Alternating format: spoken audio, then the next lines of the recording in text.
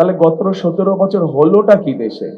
এত যদি জাবি দেওয়া হয়ে থাকে তো হলোটা কি এলাকার? কিচ্ছু হয় নাই। কেন কিছু হয় নাই? আমি যখন বক্তব্য শুনছিলাম, আমাদের ধানের শীষের প্রার্থী যারা যখন একজন একজন করে বক্তব্য রাখছিল, তো ওনারা তাদের এলাকার বিভিন্ন দাবি দাওয়া উপস্থাপন করছে যে আপনারা ইনশাল্লাহ আগামী 12 তারিখে ধানের শীষকে নির্বাচিত করে, সমগ্র দেশ থেকে ধানের শীষকে নির্বাচিত করে সরকার গঠন করলে এই এলাকা এবং জয়পুরহাট জেলা, দুই জেলায় কোথায় কি কি করতে হবে।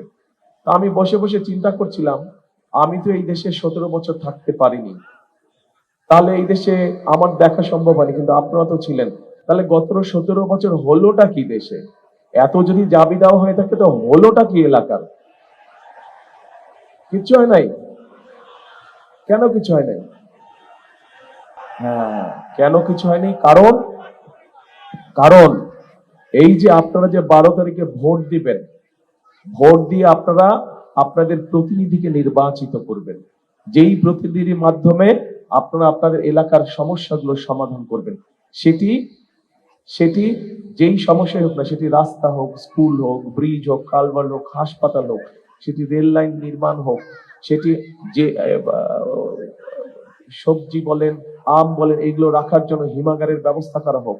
অর্থাৎ যারা এলাকার মানুষের দলমত নির্বিশেষে সব মানুষের বিভিন্ন সমস্যাগুলো দেখবে, তাই তো?